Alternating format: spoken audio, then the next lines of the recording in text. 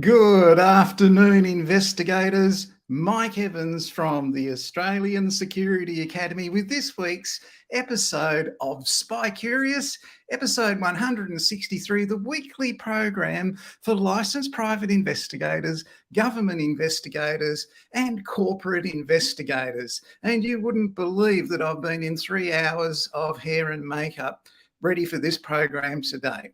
So just before we start, Nicoletta, thank you very much for your kind gift that you sent me in the mail.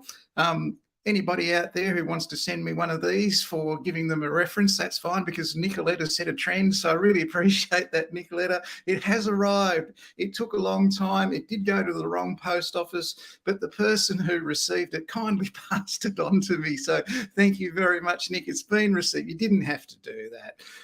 I don't mind giving references to outstanding students like yourself at any time, but just to reassure you, it has arrived, and I'm sure Casey's going to enjoy some of this too. So moving on, I've got some comments already. G'day, Executive Vice President Renee, how you going? Hi, Jamie, how are you, buddy? Good to see you. Yeah, I've got a bottle of scotch from Nicoletta. It was very kind of her to do this. She didn't have to do that. Oh, we've got a lot of jobs today. We've got a lot of news today. I'm going to be talking about retail, theft, and risk management. Now, in Queensland, Victoria, and New South Wales, private investigators get involved in retail security. So I've been asked a question, so I'll come back to that and I'll address it later on. But first, I've got some great jobs this week. Our jobs page is over here at the Australian Security Academy Private Investigation Jobs page. I better switch off my banner so we can see it. So if you're looking for a job as a private investigator, government investigator, or corporate investigator, get on Facebook, type in Australian Private Investigator, Corporate and Government Investigation Jobs, and the jobs will come up. So there's some beauties this week. The Fair Work Ombudsman is after investigators in every state and territory, not just Brisbane, as it says there. G'day, Chris. Good to see you, mate. Thanks for dropping in and saying g'day. Always good to hear from you. So, So the Fair Work Ombudsman is offering $2,000 a week, and that's every state and territory. You name it, you'll see who to contact, all of that on our licensed private investigator jobs page. Now, you don't need a private investigator's license for that job, but a certificate for in government investigation will really help you out with that one. WorkSafe down in Victoria, they're offering over $2,000 a week for investigators all around Victoria. Okay, so not just Essendon Fields as it says there, but all around Victoria. If you've got a certificate for in government investigation, get onto them. The Massel Group, they're after a workers' compensation insurance superannuation investigator in Melbourne, a factual, or what they call in Melbourne, a circumstance investigator. MJM is seeking surveillance and factual investigators in Perth, and the DOJ in in Melbourne, offering $250,000 for a director of compliance. So if you'd like to earn $1 million every 4 years, get on our Facebook page, get your advanced diploma of government investigation, like Shelley was awarded today. G'day, Shelley, over in Adelaide. This is what you're going to expect when you hold that advanced diploma of government investigation. You can be in charge of the regulatory compliance of a department like the Department of Justice in Victoria. You'll work for it. My word, you'll work for it. Pay a lot of tax too. This is an interesting one. University of Queensland are after misconduct prevention investigator. That's not by students. That's by the people who are funded to do research. So that's a really interesting one. You'll have a lot of fun doing that. You've got to create their policies and procedures. You've got to actually rebuild the whole thing. And anti-money laundering at ING Insurance in banking and finance. They're after investigators. And this one, Quantum Corp, are seeking investigators all around the country. You'll see that job on our Facebook page. This is a great opportunity with V-Line down in Melbourne in their compliance division. So they're after an integrity investigator down there. Now, why do they want that? Because only just recently their boss was accepting triple figure sums from contracted cleaners. So he'd award the contracts to the people who would then pay him a kickback for having that contract. And it was all over the papers, and IBAC got involved in it. And here he is, corruption allegations against him. So you're going to be working for V-Line as their integrity person, setting up the policies, processes and procedures and enforcing that so that doesn't happen. In news around the country this week, participant in this program who comes on this program and says g'day, like Chris does, like our executive vice president Renee does, like Jamie does, has just announced on LinkedIn, after getting his certificate 3 earlier this year, that he is now got a new job as a group fraud analyst at the Commonwealth Bank. Congratulations, Andrew. That is just brilliant. Well done, mate. Andrew calls in and says g'day in here. He won't be doing that today because he's too busy at the Commonwealth Bank. Amazing news yesterday hit LinkedIn with Lisa Carse becoming the vice president of the association AISP, that's the Association of Investigation and Security Professionals down in Melbourne. So here's Lisa at CHS. You can read all about her profile here. Lisa is an investigator. She's director of CHS. She's a wonderful person. She employs a lot of people right around the country. And Lisa speaks at events, and I've spoken at events with Lisa. She's really excellent speaker, great to listen to, all around wonderful person, and has just been awarded that position as vice president down at the AISP in Melbourne. Well done, Lisa. Hitting the news in the Gold Coast this week. This is the payout that the court case I went and watched 2 weeks ago. The man that was being given his evidence in chief that I watched all the way through, they went through the emails, the 2 defamatory emails in detail with exclamation marks and capital letters and all sorts of things in the emails. And he was awarded $70,000 this week over claims that he was running secret brothel at a shopping centre. So be very careful, people, what you put in emails. All right. He has just been awarded $70,000 in damages. He was a very upset man. He owned the shopping centre, and there was a claim that in one of the Thai massage businesses there that they were offering happy endings in relation to extras for their work. But the magistrate wasn't having that. Now, how do they look at this and how do they work this all out? Because this trial went for less than 3 days. It's a very serious amount of money, $70,000. So in less than 3 days, he's been awarded that. What they do is they have interlocutories before the case. So the judge sees this side's viewpoint and that side's viewpoint. And before the matter is put before the magistrate or the judge, there's no jury there, they are watching it. They have read both sides' stories, and they're watching it and they're reading it, and they have a pretty good idea of what's going on, but they want to hear from the persons involved. They want to know that this person that's been awarded this money, there is actual damages being caused or some kind of loss being caused by the emails that were sent and the insinuations in them, that sort of thing. And they found out there was, and they valued it at $70,000. These are your defences. If ever you defame anyone, this is what you can rely on. You can say, well, it's the truth.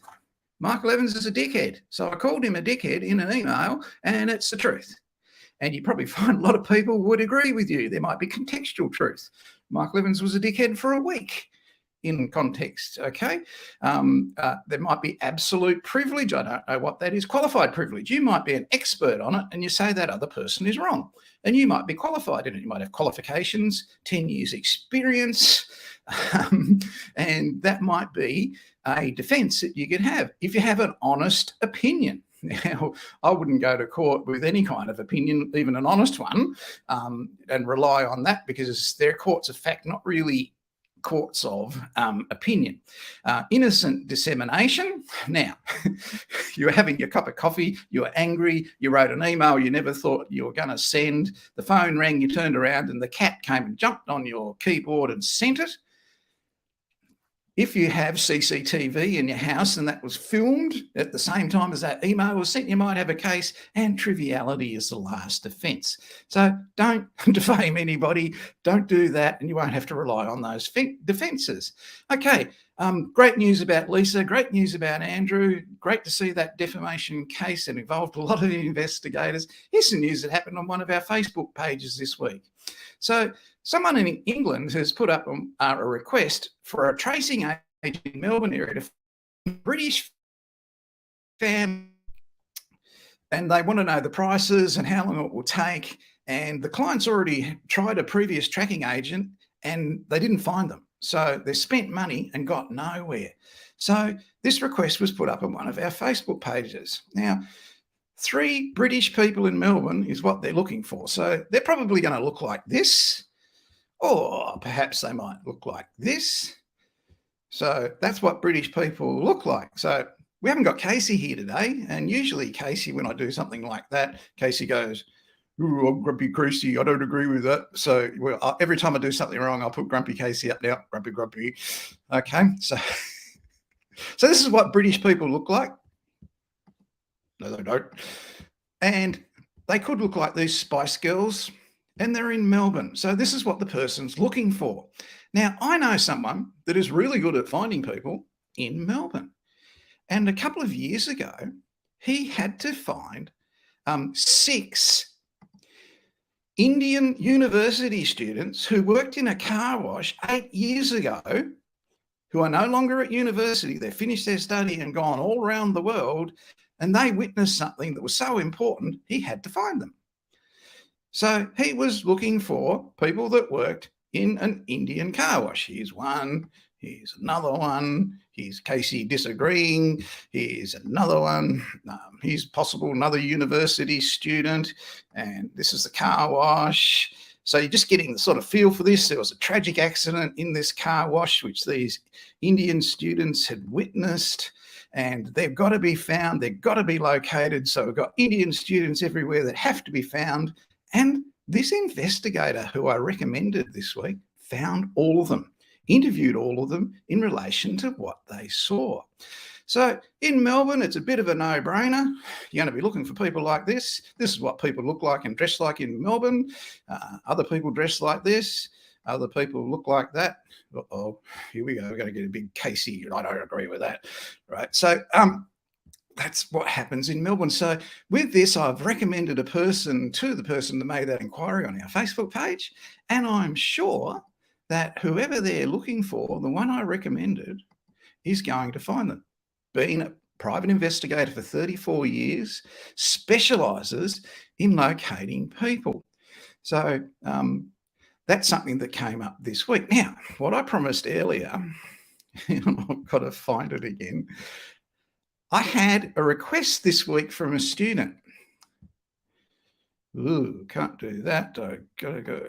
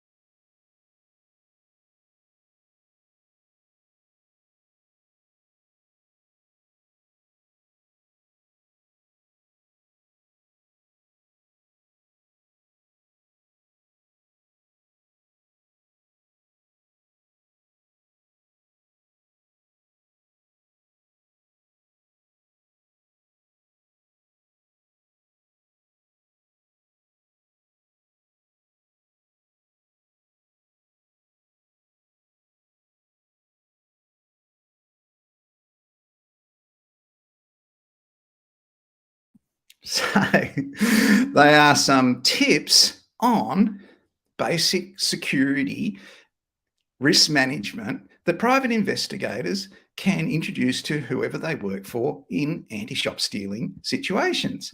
Now, why do you unite as a group of retailers for this in this suburb or that city centre or whatever? A united group has more lobbying power. That's why we have AIRLAP as our industry association at the Australian Security Academy, and all our students become free members of AIRLAP. So if there's an issue in the future and we need to address that issue, we've got members, we've got voters, we've got people affected by that issue. They might try to double the price of licensing or whatever. But AIRLAP is there to prevent that. Is that a good idea, Casey? Yep, Casey agrees. That's a really good idea. She likes that one. Thanks, Casey, for agreeing. So that's basically our program for this week, people. Congratulations to Lisa Carse. Really great that she's been elected Vice President of the AISP. Well done. Great work, Andrew, on becoming the group fraud analyst at the Commonwealth Bank. Well done. That's great news there. Interesting to see that defamation issue in the news this week. If you are looking for a job as a licensed private investigator, go to this Australian Private Investigator Corporate Government Investigation page. You have been watching episode 163 of Spy Curious. Keep in mind, Clarity Investigations, if you have a license and you live in Melbourne, they want to speak to you, they want to employ you, they want to onboard you, and they want to make you a paid licensed private investigator. That's really, really important. So keep that in mind. If you've just graduated recently, MASL and Clarity, they want to hear from you, and they're going to be happy to induct you and get you on board working as a paid licensed private investigator in workers' compensation investigations, general insurance investigations, that sort of thing. Quantum Corp are looking for general insurance factual investigators. I'm worn out. That's my 30 minutes. Thanks everybody down in Melbourne.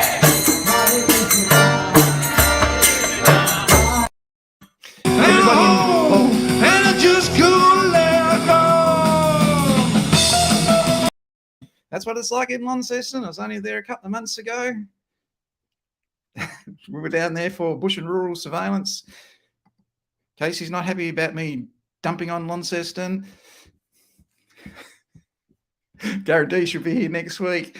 We've finished. That's our program for this week. Hope you enjoyed it, people. Hope you get some value out of it. If you want to see the replay, jump on our YouTube channel and you will see the replay of everything you saw there, the job vacancies, the news of the week, the issues around retail security. There was one thing interesting in that retail security. If you haven't noticed, in the supermarkets now, low price value items have got tags on them, electronic tags. That's how bad it's getting in the economy we live in at the moment. And what they've suggested there as a foil to that is people are buying those refrigerated bags, the foil lined ones, and they're putting their stuff in that and walking out with it. Now, I've never tried it. I don't know if it beats the alarm system. I don't want you to try it this week to find out, but we might find someone that knows and they'll report on that and tell us next week. So, people, that's it from me. I will see you next week and we'll go out in the usual way.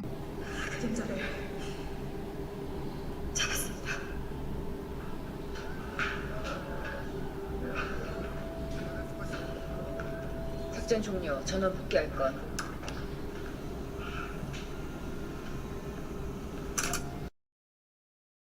That's our mission complete for episode 163. See you next secret week, investigators.